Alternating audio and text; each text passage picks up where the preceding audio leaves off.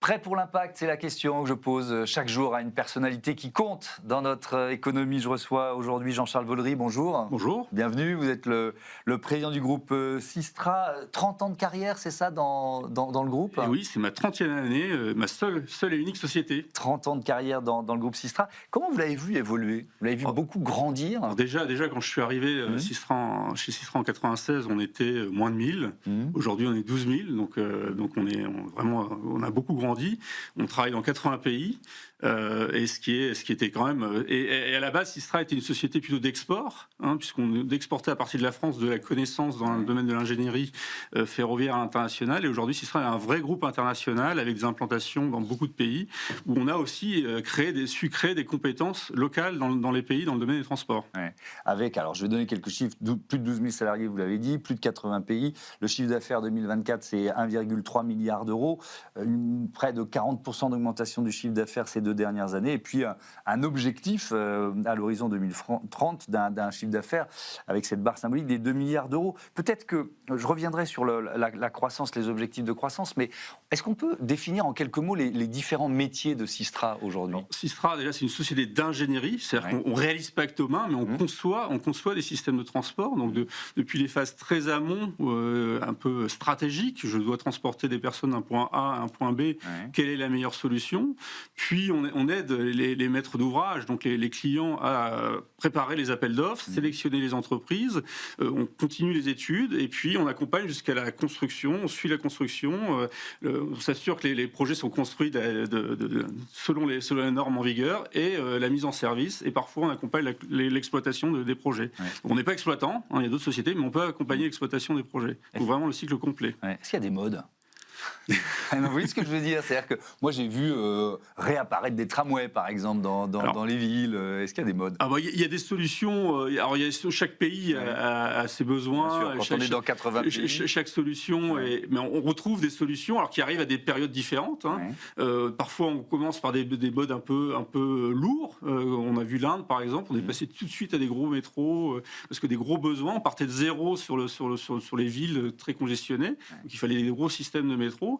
Et puis progressivement, on arrive plus loin dans les banlieues avec des systèmes plus légers. On commence à parler de métro léger, de tramway, de bus, de connectivité. Donc voilà, ça dépend un peu des pays, des environnements et des configurations.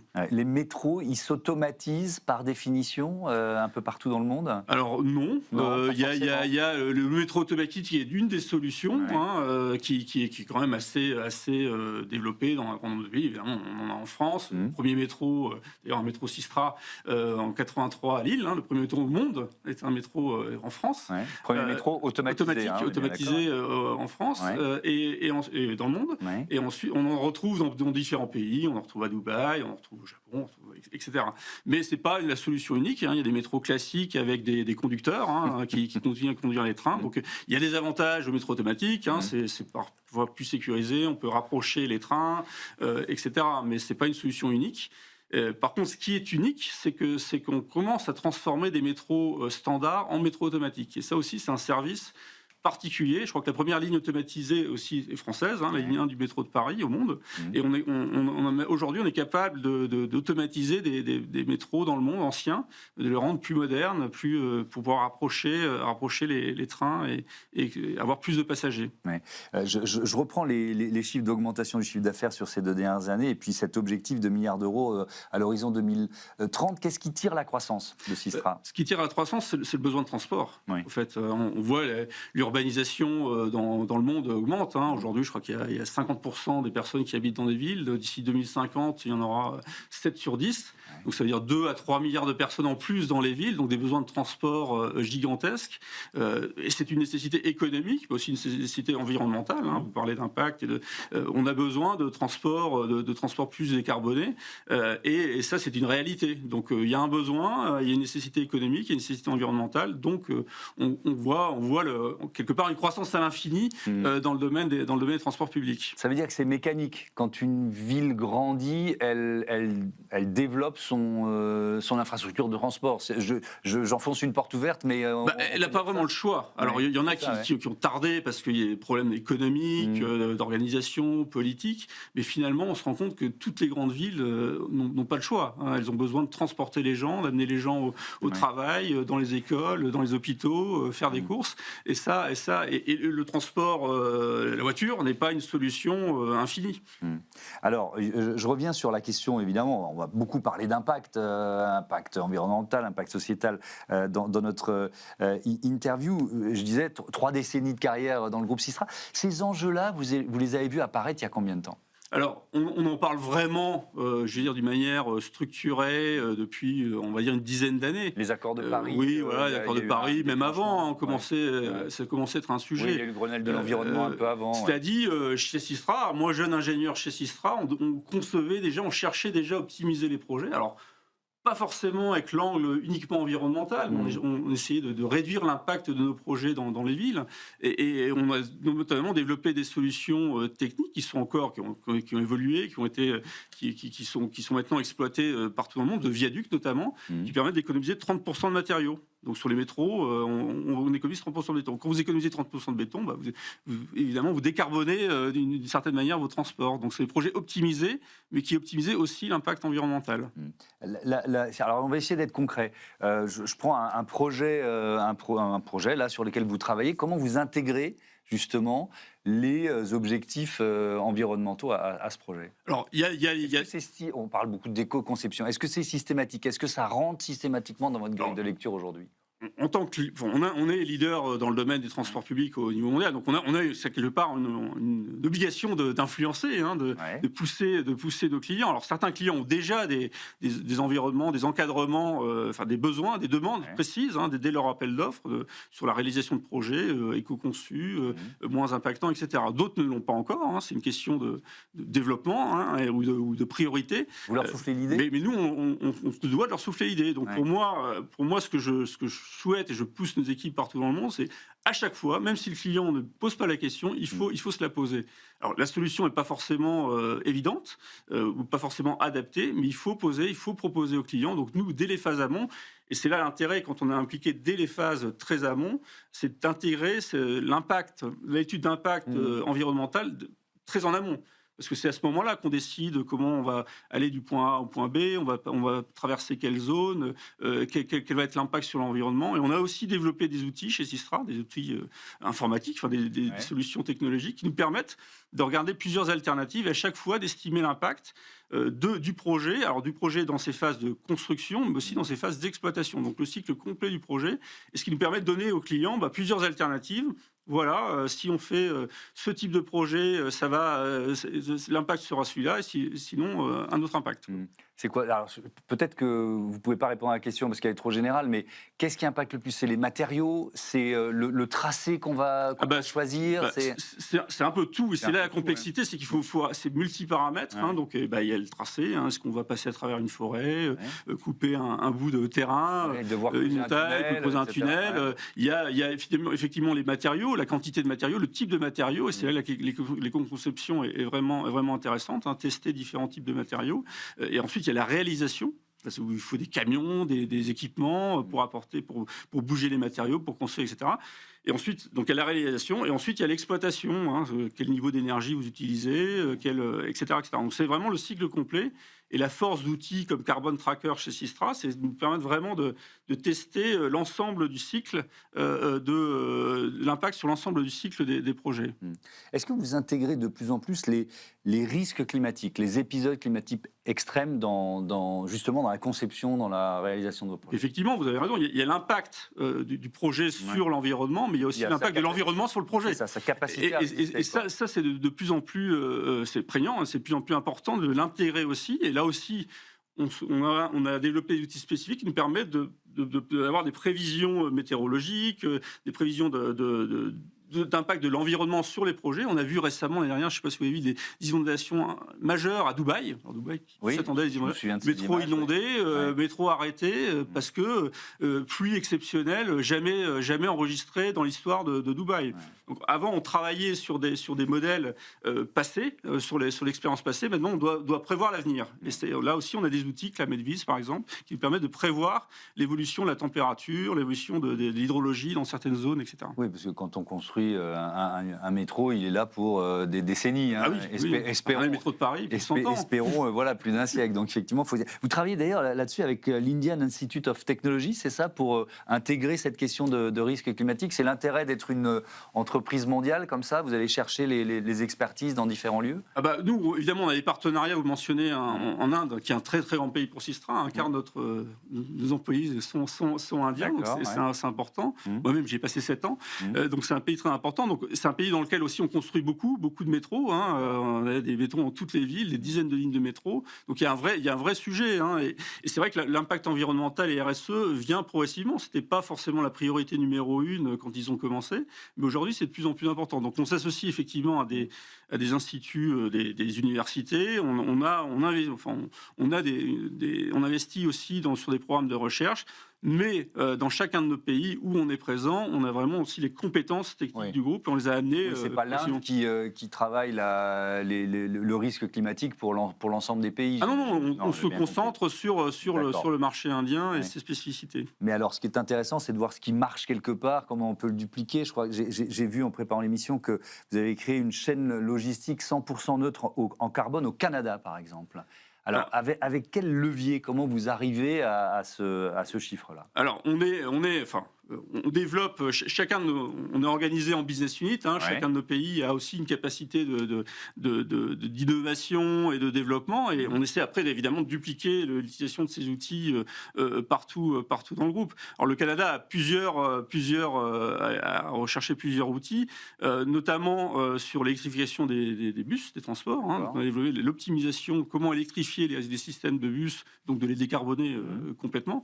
Ça en fait partie, et on travaille également sur, vous savez, il y a beaucoup de transport de fret au Canada, sur des solutions pour limiter ou réduire l'impact carbone de ces projets de transport de fret. Ouais. Est-ce que ça veut dire que la mobilité durable, vous avez un peu répondu tout à l'heure en disant que tous les pays ne sont pas au même degré de maturité, mais est-ce que finalement c'est pas un levier de développement économique majeur, pour parler de croissance prévisible dans la décennie à venir, un levier de croissance économique majeur, ce simple concept de mobilité durable? Ça conduit à réaliser des projets de mobilité qui sont effectivement efficaces, à changer de modèle, donc plus de transport public, moins de transport routier, donc beaucoup de solutions technologiques. Donc ça pousse l'industrie, en fait, ça pousse l'ingénierie, puisqu'on conçoit de plus en plus de projets, et ça nous permet aussi de nous différencier en tant que société, puisqu'on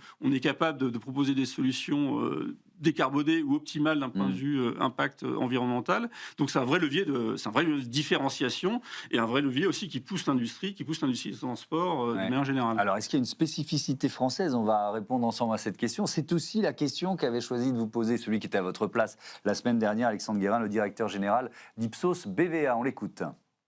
Bonjour Jean-Charles. Alors dans une récente étude Ipsos BVA pour Europe Assistante sur la mobilité, nous avons vu que les Français utilisent encore énormément la voiture, 86%, et uniquement 41% d'entre eux utilisent les transports en commun, ce qui est un chiffre assez bas dans la perspective de l'Europe, où la moyenne est plutôt à 58%. Ma question est donc, comment créer les conditions d'une transition vers les mobilités douces en France, avec les spécificités de la géographie et de la culture française?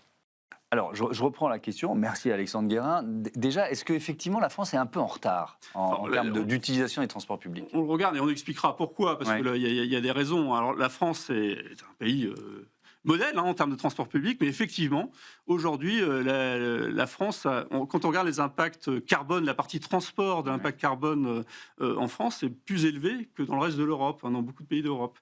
Pourquoi? Alors pourquoi? Parce que la France est un pays où la population est assez répartie. Alors on a évidemment la région parisienne qui regroupe un grand nombre d'habitants, mais après on a beaucoup de villes de petite taille et beaucoup de gens qui habitent dans zone périurbaine.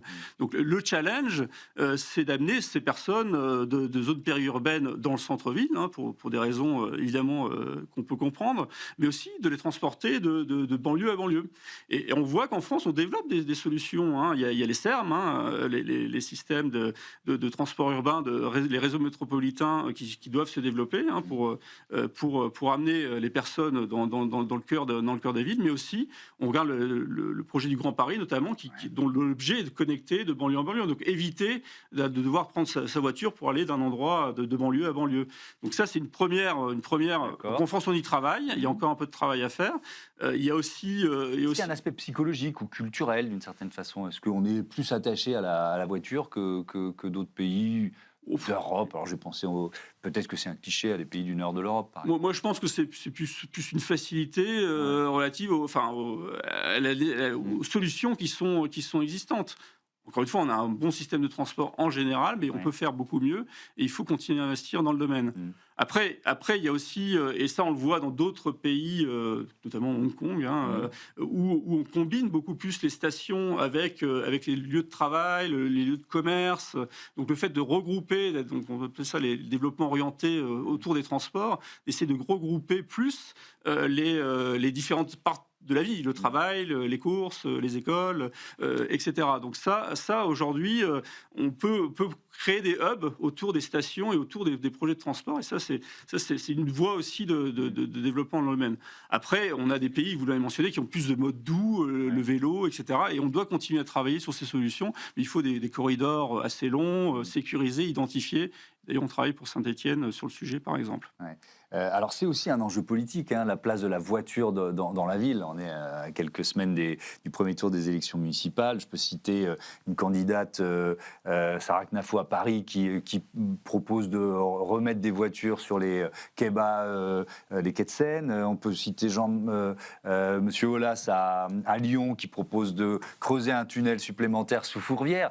Est-ce que, là, je ne vous demande pas de faire de la politique, mais en regardant ce qui se passe à l'étranger, est-ce que quand une ville développe son réseau de transport public, est-ce que ça arrive qu'elle revienne en arrière? Vous voyez ce que je veux dire? C'est-à-dire qu'on se dise, parce qu'il y a une volonté politique, on va remettre de la voiture. Ou est-ce que c'est irréversible quand il y a ce mouvement? Je pense qu'une fois, c'est une question d'habitude, hein, on en parlait tout à l'heure, de psychologie, une fois qu'on a goûté au transport public et que ces transports publics sont efficaces, on y reste. Alors après, il y a des pays, hein, où on va parler de l'Amérique du Nord, enfin les États-Unis en particulier, où là tout est autour de la voiture. Mais malgré tout, on voit quand même des systèmes de transport urbain se développer. On l'a vu sur New York, puisqu'on cite... pour citer une ville en dehors de la France, mais où il y avait une taxe spécifique à l'utilisation de la voiture qui permet de financer le transport public. Le changement politique a conduit à la suppression de cette taxe. Donc on sent un retour, pousser la machine dans l'autre sens. Mais c'est irréversible. À la fin, vous avez besoin de transporter les gens. La seule solution efficace, ce sont les transports publics dans les grandes agglomérations. Alors, je vais reprendre vos objectifs d'émissions de gaz à effet de serre, réduire de 42% les émissions sur les scopes 1 et 2, et de 25% sur le scope 3, c'est-à-dire les émissions indirectes, d'ici 2030. Déjà, on avance, on est en 2026, donc vous êtes dans la bonne trajectoire là? On est dans la bonne trajectoire, et évidemment on a des engagements, on suit nos engagements, etc. Mais ce que je voudrais expliquer, c'est qu'en tant que société ingénierie, finalement notre impact à nous, carbone direct, est assez faible. Alors, oui, on voyage partout dans le monde parce qu'on a des projets partout dans le monde, etc. Donc il y a des voyages, etc. Donc on fait un effort, on va continuer à y travailler là-dessus. C'est sur le scope 3, quoi. Mais le vrai impact de Sistra, c'est sur ces projets. On en parlait tout à l'heure, décarboner les projets. Vous savez, on a des exemples de projets où, en appliquant de l'éco-conception sur un projet, on élimine l'ensemble de l'impact carbone de Sistra en un projet. Donc notre vrai impact, notre plus gros impact, c'est sur les projets, c'est intégrer l'éco-conception dans nos projets, et c'est là notre engagement. Il y a alors je ne sais pas, c'est un programme que vous appelez Green Metro. Alors c'est quoi Green Metro? C'est justement la réflexion sur ce qu'est déjà ou ce que doit devenir un métro de plus en plus... Oui, c'est de pousser au maximum pour la décarbonation maximale des projets. Donc encore une fois, ça implique l'ensemble du cycle, hein, la construction des projets, l'exploitation et vraiment dans la durée, dans la vie complète d'un projet. Question de béotien, j'assume, quand on construit une voie ferrée, est-ce que de toute façon c'est toujours la même chose ou est-ce qu'on peut réduire l'impact de la construction d'une voie ferrée ? Ah ben bien sûr, on peut réduire, on le fait d'ailleurs, on a des solutions techniques qui permettent encore une fois de réduire la quantité des matériaux, de changer les matériaux par d'autres matériaux qui sont plus faibles, plus minces par exemple, pour avoir des couches plus faibles. Donc c'est vraiment l'éco-conception. Donc aujourd'hui, encore une fois, et moi je suis intimement convaincu, parce qu'on dit souvent, oui mais si vous faites de la conception, ça va coûter plus cher. Eh bien non, je pense qu'un projet optimisé dans son ensemble peut être un projet économiquement vraiment compétitif. Est-ce qu'il y a une part d'économie circulaire dans cette logique-là ? Alors je reste sur les matériaux, le fait de réutiliser des matériaux sur des chantiers, etc. Par exemple. Alors traditionnellement, un projet de ferroviaire, il y a la réutilisation de matériaux parce qu'on retire du terrain d'endroit. Donc l'optimisation de ces cycles, hein, et là aussi on a des solutions techniques pour ça, l'optimisation de ces cycles est importante et permet effectivement le maximum de réutilisation. Après c'est le choix des matériaux aussi qui est clé. Il y a des solutions de béton qui ont moins d'impact sur le bas carbone. Exactement, je voulais une émission sur le sujet, etc. Donc encore une fois, oui, il y a l'économie circulaire, mais aussi il y a des choix de matériaux. Est-ce qu'elle se niche parfois ? Parce que là, on a effectivement, il y a l'évidence sur un chantier de voie ferrée, mais est-ce qu'il y a des lieux où l'économie circulaire se niche dans les projets de Systra auxquels on ne penserait pas spontanément ? Alors, c'est pas une colle, hein, si vous n'en avez pas là, comme ça, qui vient, c'est pas grave, hein, mais... moi, ou est-ce que vous dites, on va essayer d'intégrer ça et d'en mettre un peu partout ? Pour moi, alors ça fait partie des formations en éco-conception qu'on fait pour tout le monde. D'accord. Pour moi, encore une fois, mon objectif, c'est que sur l'ensemble de 100% de nos projets, alors c'est ambitieux, hein, de 100% de nos projets, on se pose la question, comment on peut faire mieux d'un point de vue environnemental ?